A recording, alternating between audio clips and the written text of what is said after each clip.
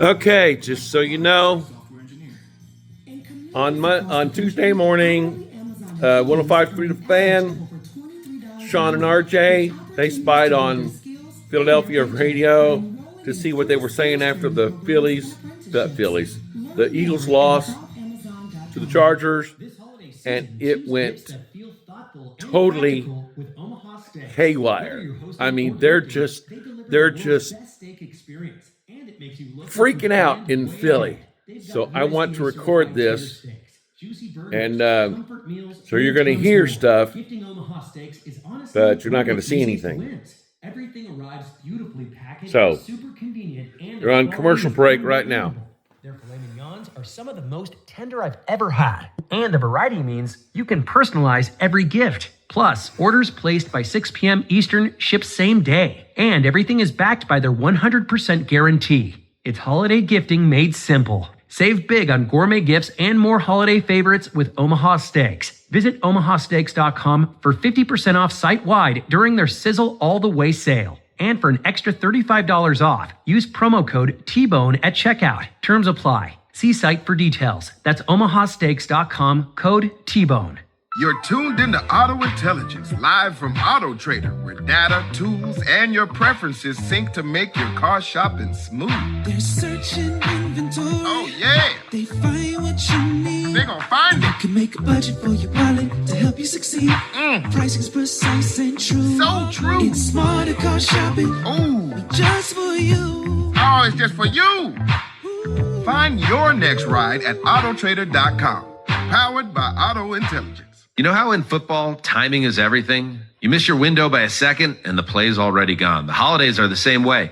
Everything happens fast, and if you're not ready, you're scrambling at the last minute. That's why Amazon Prime is the real MVP this season. With Prime's fast, free shipping, you can make those last-minute calls look effortless. Forgot your Secret Santa gift? Need something for that office party? Prime's got your back, helping you go from uh-oh to all set faster than a 2-minute drill. Absolutely, Mark, because Prime isn't just about getting things fast. It's about making sure you never miss your shot. It turns that last-minute scramble into a smooth holiday win. So this season, remember, Prime's fast delivery has your back during the holidays, especially when it's down to the wire and can't wait another minute. Last-minute gifts delivered, it's on Prime. Visit Amazon.com/Prime to shop now. When you feel a cold coming, shorten it with Zicam, the #1 cold shortening brand. Oh, no. Your cold is coming. Your cold is coming. Thanks, Revere. I really should keep Zicam in the house. Only if you want to shorten your cold. Ha! Take it from America's most revered messenger. Shorten your cold at the first sign with cold shortening products from Zicam, the #1 cold shortening brand. Available in stores or see where to buy at Zicam.com. It's empty for Hurts. Watch quarterback draw. And here comes a blitz from Dayon. Can't get there. Intercepted. Big man. Oh, and the ball is out. And the ball is out again. And the Chargers fall on it. My goodness, that's an interception, a fumble recovery by the offense, and a fumble recovery by the defense. Let's get it all sorted out. When it's all uncovered, it's Troy Dye that's got the ball. This team doesn't know how to lose. This team is abysmal. I blame Nick Sirianni. Go to hell today. It needs to be boots in somebody's ass. I'm sick of it. Oh my goodness, Sean, RJ, they did it again. They blew another game. We spy on Philadelphia radio. Oh my goodness. Now look, we're done with the morning show. We're done. We're done with the morning show at WIP in Philadelphia. It's all about the post-game show. Rob Ellis and Tom Kelly, they were golden last night as Bobby Bell. He's not working this whole week, but he worked last night. I got the email at 1:15 in the morning. He sends over 5 or 6 cuts of WIP post-game show with Rob and Tom, and it was golden. Who would have thought the former Twins manager would be a Philadelphia radio guy? Tom Kelly, yeah. MVP, most valuable. Bobby coming through with the audio. Now, of course, I was like, okay, I have the cuts here. Let me check in on WIP in the morning. And I told you guys earlier, it's just, it's fill-ins today. They had some fill-in hosts, go. So I was like, you know what? They're probably talking about winter meetings, baseball stuff. They don't want to talk about the Eagles when they actually lose. Angelo Cataldi on his podcast probably comes out later today. We'll have gold audio from there probably tomorrow. We have to book him. Yeah. Man, he ain't doing nothing else. No, one a week, right? Or Rita. Is that her name? Rhea. But we start off here, WIP post-game show in Philadelphia last night. We played the Rob Ellis audio of how he opened the show. He's talking about the quarterback, the kicker. He wants everyone fired. Everyone get off my team. Now we go to Tom Kelly, the other host, who has a meltdown over Jalen Hurts.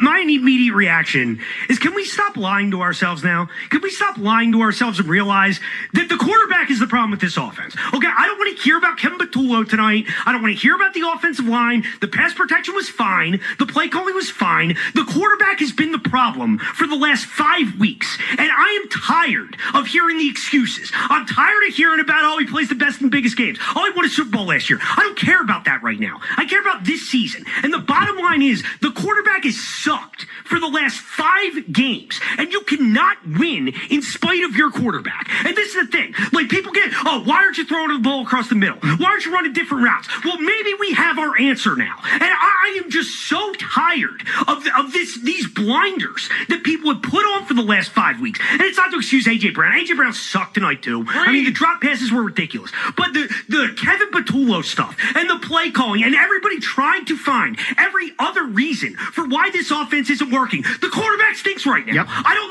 know what else to say. It's beyond obvious. I hope everybody realizes it. If you still don't believe that's true, you're living in denial. I mean, Troy Aikman tonight skewering Jalen Hurts. I mean, talk about all the balls all the reads that he's missing. Inaccurate throw here, inaccurate throw there, and you cannot win with this kind of quarterback play. And I don't know, maybe he'll come out of it. I mean, this, I guess, could turn around in his career, but this season, this guy has been the biggest problem. He's stunk all year. He's been god-awful the last 5 weeks, and I'm tired of people acting like that's not the reality. Tom Kelly. Tom Kelly. That is the best host clip that we have had in a while, since the days of Angelo. Everyone is now coming out. Everyone does this after a bad quarterback game. They do the QB rating. If you would spike the ball every play instead of actually 39. playing. 39 quarterback. Hurts QBR against the Chargers with a 31.3. If he spiked the ball every play, it would have been a 39.6. What you are getting, first off, Nick Sirianni, humongous mistake. And I think a sign of insecurity and fear that Sirianni has not gotten rid of the offensive coordinator in order to take over himself. He's an offensive guy. Go ahead and take it over, man. The thing is running into an iceberg. I'm pretty stunned they haven't gotten rid of the offensive coordinator in Patullo, and now people are saying, what are the trash bags going to throw at his house this week after it was eggs last week? What you're getting with Jalen Hurts and the Eagles offense is either it's a mental block of him not feeling confident in reading it, or a physical block and him not thinking that he can make the throws, because it's either all or nothing. It's a deep ball or it's a dump off. That's it. I actually thought the scariest throw of the night was the 3rd and 16 at the end when they converted to Devontae. He pulled the trigger on that. Devontae right out of the break, I was like, oh, that was a big-time timing NFL throw. That's what they've been wanting from him, and that's what he's been refusing to do. So he's either scared to expose himself by making those types of throws, or he's not seeing it, or a combination of both. He's not running as much physically. We saw those stats last night with the drop-off. The tush-push, people are starting to attack that, not just with NFL officiating, but stripping the ball away from him. They actually scored on the Saquon play yesterday with a 50-yarder off of a fake tush-push setup, but he's getting older. He doesn't want to subject himself to getting banged up, and they no longer have the secret weapon of their offensive line to just hand it off to Saquon to bail them out. Yeah, because Saquon isn't the same. Now, a lot of that's the offensive line. He had a 59-yarder, but if you take that one play away, he averaged less than 3.7 to carry. Yep. And he's been doing that a lot this year. Yep. All right, and this is what happens when... Including against us. Yeah, and you're not a great... Twice against us. Like, Hurts is what he is, right? I mean, you can win. Obviously, you can win a Super Bowl with him, but there needs to be some help. And when you don't have Saquon playing that way, that's what it really. I'm not going to say Saquon. I'm going to say it's the offensive line. I'm not going to blame it on Saquon. Well, yeah, but that all goes into it. To me, when I'm talking the running back, I mean, the offensive line really is the culprit because they're the reason for the running back. Yeah. But also, man, it's a beautiful thing to see. Do you know how how insane you sound in the middle of the year after you win a Super Bowl? How entitled you sound to complain? You don't get to complain this year. What? you don't get to complain this year. You can go off on the season at hand. You just want a Super What are you Bowl. talking You about? got a full year. You got a full year grace period. You sound so entitled. No. So entitled to go bitch at the quarterback who just won the Super Bowl MVP. Had a great game. He had a great game in the Super Bowl. All-time game. You just sound entitled. But they also, I think, they know it's a bigger problem. Like, I don't think Jalen Hurts is going to be their quarterback in 3 years. He may not be. He may be hurt. He may be hurting out of the league. No, forget hurt. No, your mind always goes to the other. He's not going to be good enough to be their quarterback. They will move on from him. Oh, I don't know. They're going to move on. 3 years. 3 years? He will not be the quarterback in 3 years. That'll be unless he 8 years in the league. Unless he decides to go ahead and figure it out mentally and sing it in the process. But he doesn't. This is what AJ Brown has been talking about. And now with AJ's targets up there and the touches, they've lost 3 in a row. Now let's get some fan reaction. The diehard Eagles fans who 8 months ago they wanted Hurts to have the statue everywhere, all in downtown Philadelphia, outside the stadium. They want the stadium renamed after Jalen Hurts after one Super Bowl victory. And now we get some fan reaction. This is Neil. We played this audio last time we spied on Philadelphia. Neil goes off about Hurts as well. Neil in Belleville. Neil, you're on the postgame show. Gentlemen, thanks as always for taking my call. Come on, Neil! Appreciate it. You know what? We're starting to learn very clearly now that the only system that Jalen Hurts can play in is when he's surrounded by all-stars. He ain't Josh Allen, folks. He ain't going to lift you up with a bunch of nobodies at wide receiver. You throw 4 interceptions and fumble the ball, and you got paid, what, $50 million and a 4-year contract, and you give this kind of performance on a Monday night? This guy has not been the same all year. The inherent conservatism of this offense is reflected in the inherent lack of ability of Jalen Hurts. This is a game where you need a quarterback to step up against a better opponent. And what we are starting to see, that the only system Jalen Hurts can play in is a system surrounded by all-stars and all-pros, because he isn't one. See, Chop, that is why they're melting down, in my opinion. The realization has hit. Look, Dak Prescott can have his bad moments, and there's certainly been a ton of questions, including for myself, about whether Dak can be your franchise guy over the course of his entire career. But we do know, we absolutely know that when there are moments that call for Dak to put the offense on his back and throw you to wins or throw you to a comeback, he can do it. He can shoulder it all. They know not against a winning team.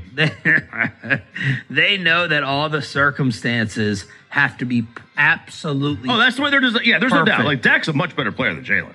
It's not even close. But you can't say you can't win a Super Bowl with Jalen Hurts. He just proved that you can. But yes, things have to be. He has to have a really good running game. He has to have a really good offensive line. Yeah, he has to have, I don't know, a wide receiver that he actually talks to. That, to me, is the biggest issue of the season. I wonder how much of this is the fact that they don't. It seems like everybody on that offense, coach included, hate each other. It feels like Saquon's just trying to hold it together. Yeah. Yesterday on the sideline, Hurts didn't have his helmet, and Saquon's yelling, take mine, trying to be this good teammate. Hurts doesn't even turn around. This is the most dead zombie on a sideline that I've ever seen in sports. I've been saying it for 2 years. It's like weekend at Hurtsies with this dude. He goes to the bench, and it's just like, leave me alone. He doesn't open his mouth. He doesn't talk to anybody. This aura of invincibility and arrogance. And I love that the whole city has turned on him after the 5 turnovers. All right, we're spying on Philadelphia radio, WIP postgame show last night in Philadelphia. And let's get to some more phone calls here. This is Lamont. Lamont goes off, and he's like everyone else in Philadelphia, upset about Jalen Hurts. Lamont in Atlanta. Lamont, you're on the Eagles postgame show. Yeah, guys. I know it's too early to talk draft. Maybe a corner in the first round. Maybe running back. Barkley made out, have it all no more. Maybe a tackle. I'm sorry. We got to go quarterback, guys. We got to go quarterback. We cannot take a chance with this roster, because it's still a good roster with this quarterback. His card has expired. That 2 Super Bowls in 3 years, that Super Bowl MVP card, it has expired. We have to go out and get a quarterback in next year's draft. 8 months expired. 8 months. Super Bowl MVP, expired. and we're drafting someone Super the Bowl following. MVP. Get rid of him the next year. Man, that's Philadelphia. I told you Andrew Perloff before our show, he was looking at quarterbacks in the second round. He was scouting who can run like Jalen Hurts used to be able to do. It's amazing. It's giving me life. Boy, the fan text saying you need to cover this. Well, it probably wouldn't be this week's NFC East Hard Knocks. It'll probably be next week's. Oh, yeah. Yeah, probably next week's. That would be good. But even, I mean, this week's are going to come off a loss, too. It's the Bears game, right? It would be the Bears game. This week's NFC East Hard Knocks. 3 straight losses. Yeah. So they're coming off a loss one way or the other. Take your pick. Unfortunately, they do have the Raiders coming up, but more on that in a second. Ask Reddit with Aiden in studio at 7:40. Jerry Jones live at 8:30. We continue to spy, Peyton. One last clip here. This is John. We get to more phone calls here. WIP postgame show in Philadelphia. Now they're questioning Jalen's toughness overall as a player and leader. John is in North Philly. John, you're on the Eagles postgame show. Oh boy! And I'm going to preface this. I'm a Hurts guy. I'm a Hurts guy. You can't make those mistakes in this game. And Jalen doesn't want to run. Yep. The whole point of Jalen, it's a dynamic running game, including the running back, and more importantly, himself. John, he's making business decisions now. He doesn't want to get hit. Herbert's legitimately hurt. Yep. Okay, there's no two ways about it. The hand's blown up like a balloon. You could see him during the game. He could probably barely feel anything. Yet Harbaugh's dialing up keepers for him in big spots. And when the Eagles try to do it, Jalen's doing it in this tentative way where he's not going half sliding. Right. He's not putting himself in position to take those hits. And again, I understand why you don't want to do that, but Jalen needs to be real about what he is and understand what he is as a player. And if he does not do that and he's not committed to it, he's not a very good quarterback. It's just the reality. I think he has reached. It felt like last night he reached the point where he's like, I know we're not going to win the Super Bowl this year. I'm not wasting my body on this team. It's almost like that's what it felt. Or I'm not wasting my body on these guys around me who all clearly hate him. Or he hates them. One of the two. There is a mess going on. 4 carries for 8 yards. And we told you on this show, when we say something like this, circle it. We told you on the show how people behind the scenes felt about Hurts going back the last few years. Diva. We told you. We tweeted it. They didn't want to hear it in Filthy. Hopefully you know to trust us. When we drop something like that, we're not just speculating. It's not for hot takes. And it is all playing out in a gorgeous, beautiful, amazing way. 4 carries for 8 yards for him last night. He had 4 carries the game before. So he running it 4 times. And that counts the tush push. He had 14 carries against us in week 1. He's hit double digits 1 time after that. It's like he's either trying to preserve or he's trying to prove. It's either preserve or proof. I'm a quarterback. I can drop back and throw, but he doesn't want to make difficult advanced NFL throws.